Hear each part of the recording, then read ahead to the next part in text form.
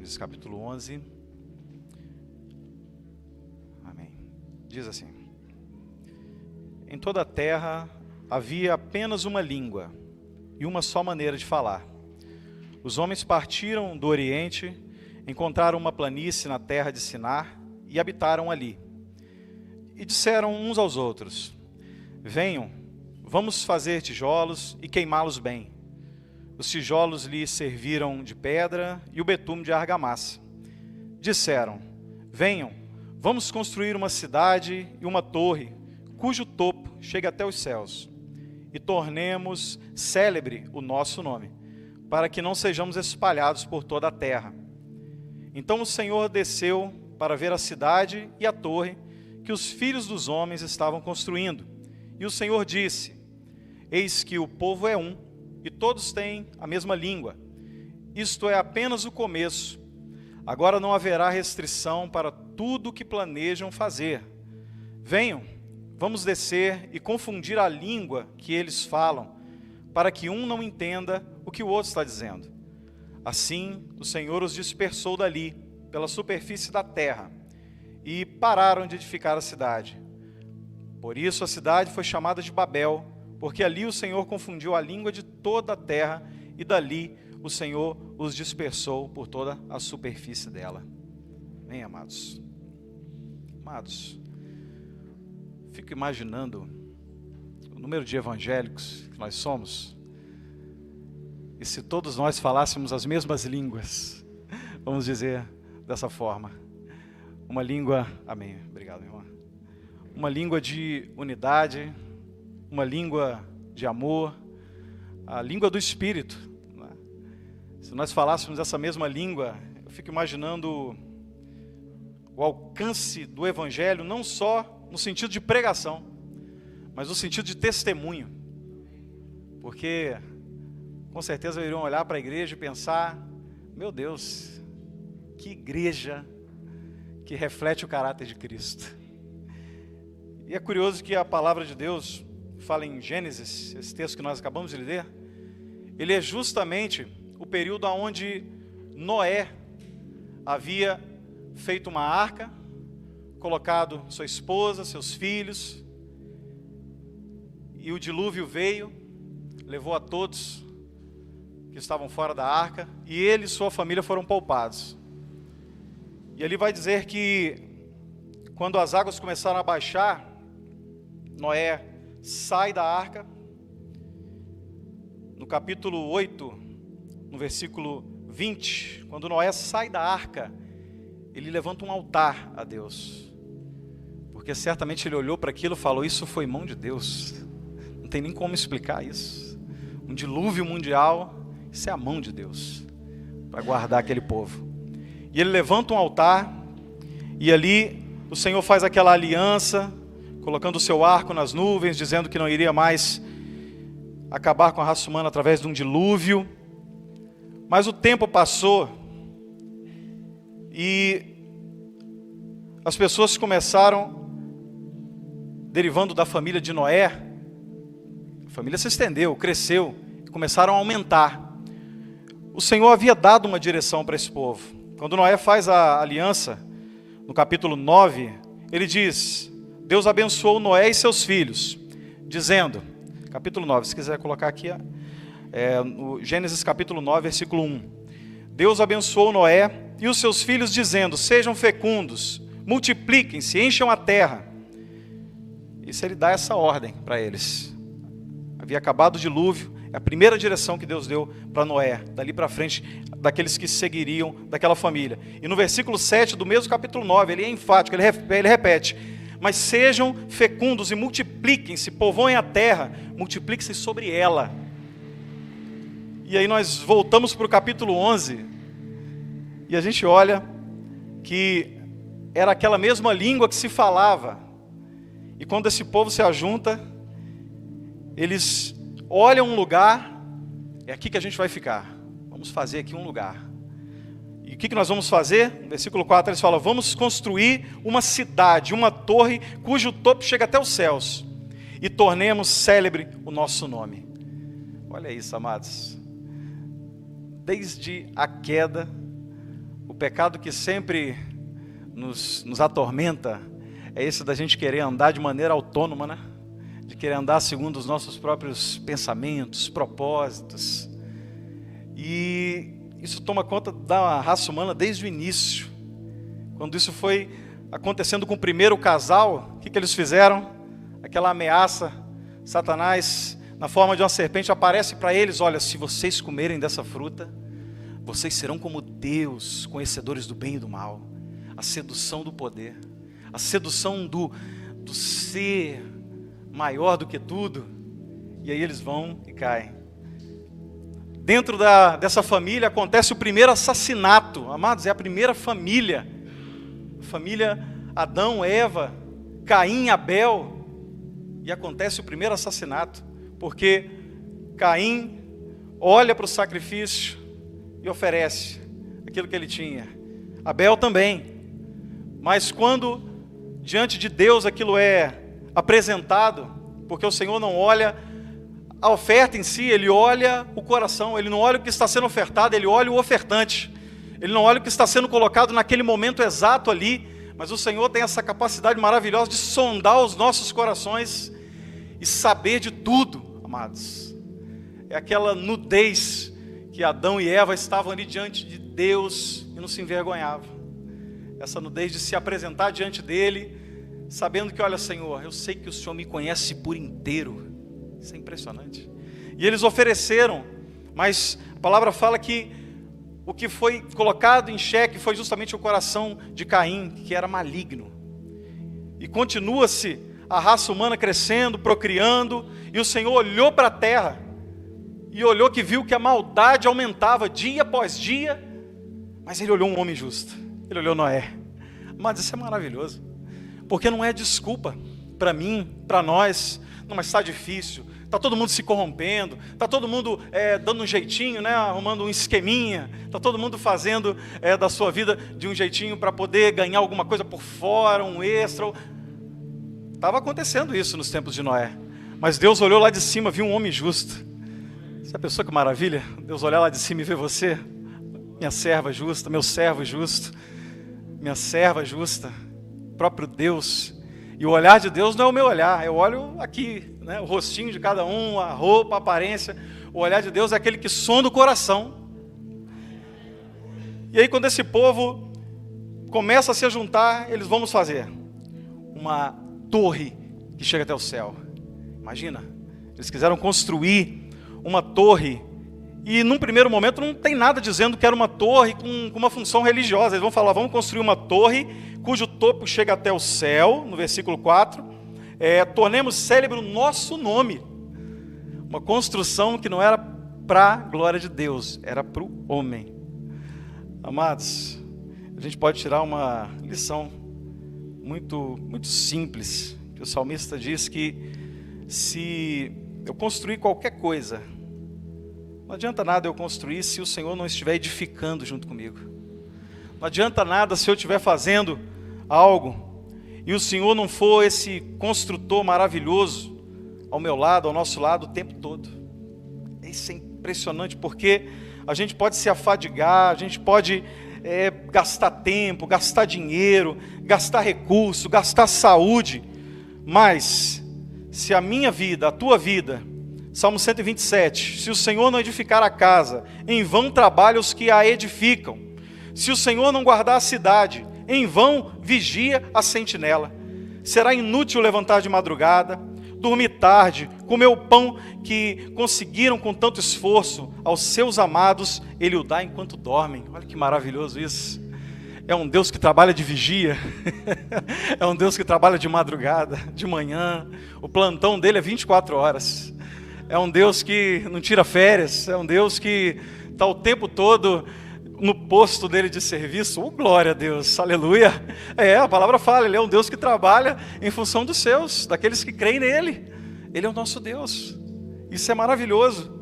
Então, se eu fizer qualquer construção aqui nessa vida, e se eu chamar Ele para ser o meu arquiteto, o meu engenheiro, você pode ter certeza que a tua obra, ela começa e ela é terminada, ela é concretizada, porque aquele que começou boa obra é fiel para cumprir. Isso aí não tem discussão, não tem discussão com isso, porque é a palavra dele, é ele que faz essa parceria, vamos dizer assim, com a gente. E é maravilhoso, porque esse povo fez essa construção, e eles estavam, olha, vamos tornar notável o nosso nome, vamos colocar o nosso nome em todos os lugares. E alguns até pensam que eles tinham medo, porque um dilúvio arrasou a terra. Então eles, vamos construir uma torre alta aqui, porque vai que vem um dilúvio de novo e leva a gente de novo. Mas o texto não fala isso, o texto só fala que eles queriam realmente construir algo para a glória deles.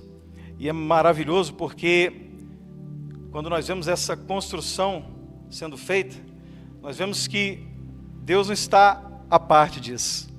E às vezes nós vemos tantas coisas acontecendo aí fora, tantas coisas terríveis sendo feitas, sendo armadas, né? Sendo ali nos bastidores, negócios sendo feitos para tomar o poder, pessoas fazendo alianças para poder subjugar o povo, para poder tirar um dinheiro do povo. E a gente está olhando, meu Deus, né? A sensação que a gente tem, não tem ninguém vendo isso. Não, pelo contrário. O Senhor está no alto e sublime trono. E nada foge ao seu controle. E quando eles intentaram esse propósito, o Senhor falou, então o Senhor desceu para ver a cidade e a torre que os filhos dos homens estavam construindo. Olha esse Deus que vem de encontro ao ser humano. Eles estavam fazendo algo ali para a glória deles. E alguns até falam que hoje quando você vai lá para aquelas bandas lá da Babilônia, da Turquia, você encontra algumas torres altas, 90, 91 metros, construções que no topo dela tinham realmente um lugar de adoração, como se fosse um santuário para um deus pagão. Adoração ao Deus dos céus, da lua, tinha. E você entende, dá para nós tirarmos algo maravilhoso. A intenção inicial era o quê? Tornemos célebres o nosso nome. Mas com o passar do tempo, um ídolo foi erigido lá, que nós podemos tirar também como um aprendizado. Às vezes nós temos um plano, um projeto, seja um estudo, seja o que foi falado, um projeto profissional, um projeto de casamento, um projeto de emprego, um projeto de família. E nós simplesmente vamos lá e colocamos aquilo no papel, nós traçamos as nossas metas, os nossos planos, escrevemos, olha, vai ser assim, eu vou investir assim, eu vou fazer de tal forma, eu vou fazer e vai ser dessa forma. E quando a gente está no meio do caminho, a gente chama Deus para o negócio. A gente fala, Deus, agora Senhor, o Senhor abençoa, eu já fiz o projeto, Senhor, falta só a benção. Não é? Eu já fiz isso. Às vezes no meio do caminho, meu Deus, falando com a minha esposa, esse negócio será que será de Deus mesmo? Não, nós oramos. Eu falei, mas nós oramos depois, né? Oramos depois, que a gente já tinha feito o projeto, aí depois o projeto não vai para frente. Era eles, tinham construído uma torre para a sua glória. No início era para a glória do homem, porque quando os nossos projetos são sempre feitos de acordo com a nossa sabedoria, com a nossa capacidade, com o nosso entendimento, com aquilo que nós achamos que tem que ser, e nós não consultamos a Deus, e eu não consulto a Deus, como diz a turma, vai dar ruim, não vai terminar essa obra. A obra de Babel foi uma torre inacabada, ela não terminou, eles não conseguiram. Por quê?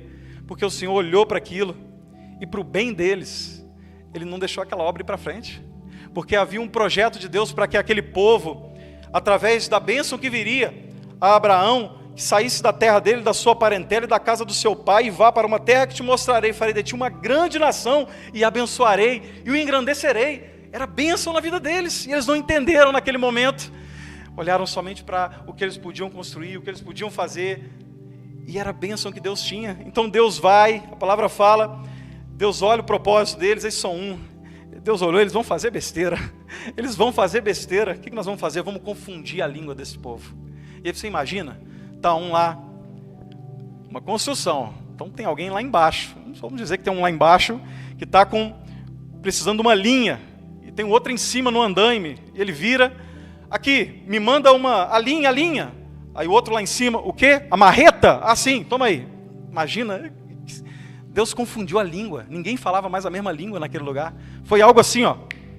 O Senhor desceu, versículo 5 em diante, e o versículo 5 vai dizer, olha só, e eis que o povo é um e todos têm a mesma língua, isto é, apenas o começo. Agora não haverá restrição para tudo que planejam fazer. Venham, vamos descer e confundir a língua deles, para que não entenda o que o outro está dizendo. Deus confundiu, ninguém entendia mais. Um pedia um serrote, o outro dava um balde de água. Um pedia cimento, o outro estava dando, era um martelo. Um pedia, olha, traça aqui 1 metro, o quê? Não entendi, subir lá para cima. Imagina a confusão, imagina a confusão. E amados, nós vemos na igreja aqui, louvado seja Deus, essa união abençoada, não é? Onde quando se junta para fazer, o pastor fala, o Senhor deu a direção, me falou, vamos lá, glória seja a Deus, e vai todo mundo e faz a obra, e aí frutos, e aí mais frutos, e mais frutos virão, porque há uma língua, mas essa língua aqui, ela é um paralelo com a língua de Atos dos Apóstolos, no Pentecostes, aonde o Senhor desceu em línguas de fogo sobre aquele povo, e eles ficaram cheios do Espírito, e é maravilhoso porque, quando diz aqui o texto, que eles queriam tornar célebre o nome deles, e eles queriam construir essa torre, Atos capítulo 2, vamos abrir, ou acompanhar aqui na tela, eles queriam construir essa torre porque o nome deles fosse glorificado, era o objetivo deles. Eles falaram, olha, nós vamos construir essa torre para que o nosso nome se torne célebre, ou se torne famoso, se torne visto em todos os lugares. E o Espírito de Atos dos Apóstolos, quando o Espírito cai sobre aqueles 120 que estavam no cenáculo, a palavra fala que todos ficaram cheios do Espírito, versículo 4 em diante, e começaram a falar em outras línguas, segundo o Espírito lhes concedia que falassem. Lá o Senhor bagunça as línguas, né?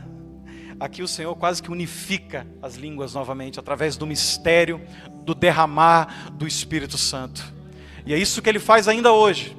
Ele ainda continua derramando o Espírito e levantando homens e mulheres cheias do Espírito, falando a mesma língua, sem compreender a verdade, muitas vezes sem entender, muitas vezes sem compreender o propósito, mas quando se reúnem, Atos capítulo 2, versículo 11, a parte B, lá é dito que eles construíram a torre para que o nome deles se tornasse famoso. Então eles estavam promovendo o nome deles, eles estavam promovendo aquilo que eles estavam fazendo, a glória era do homem, o louvor era para o homem, a construção era para o homem.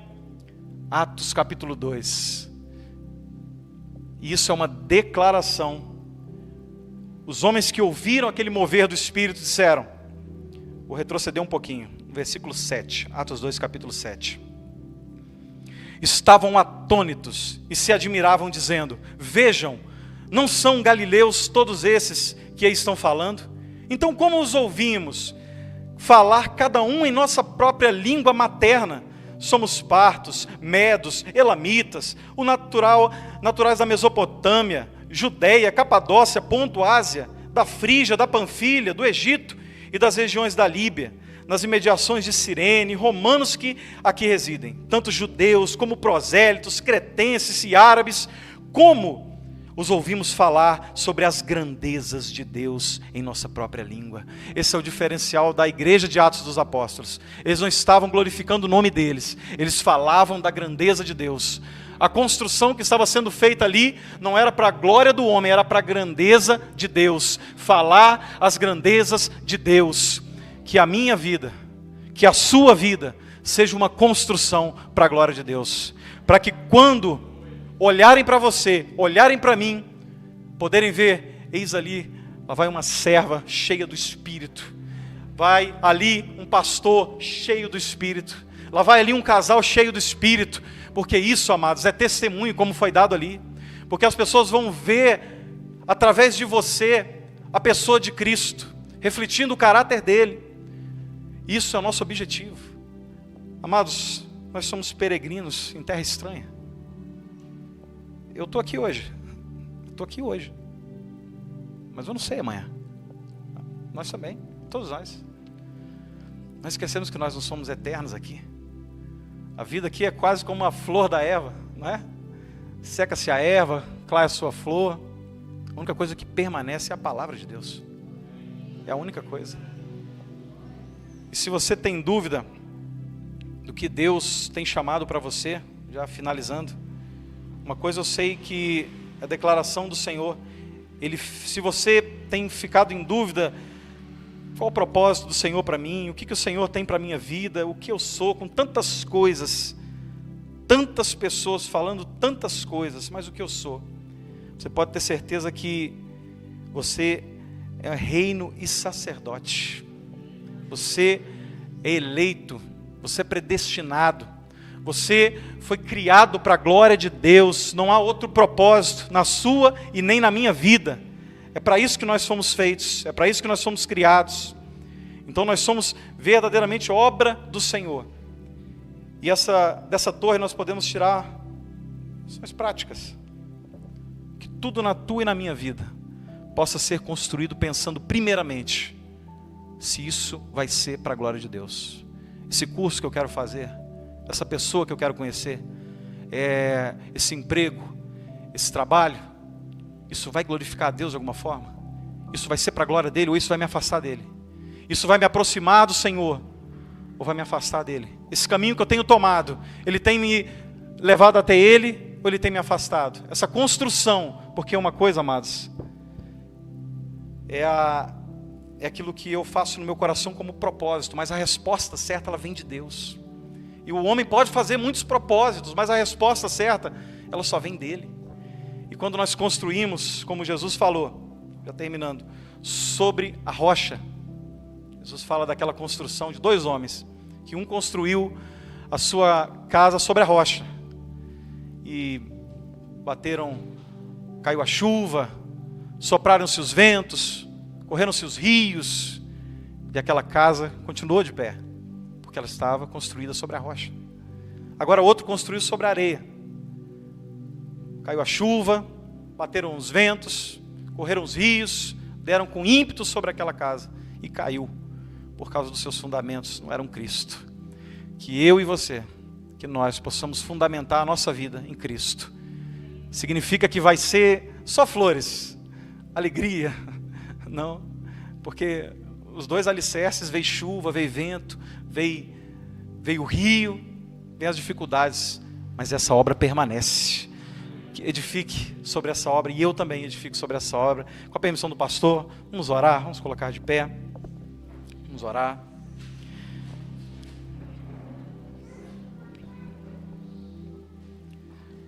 Pai maravilhoso, nós queremos louvar a Ti, Senhor Deus, porque só há fundamento em Ti. Tudo, Senhor Deus, que pode realmente ser sólido, permanente, durável, resistente, Senhor, é aquela casa edificada, Senhor Deus, para a glória Tua, não para a glória do homem. Senhor Deus, ajuda-nos a edificar a nossa vida, Senhor Deus, pautada na Tua vontade.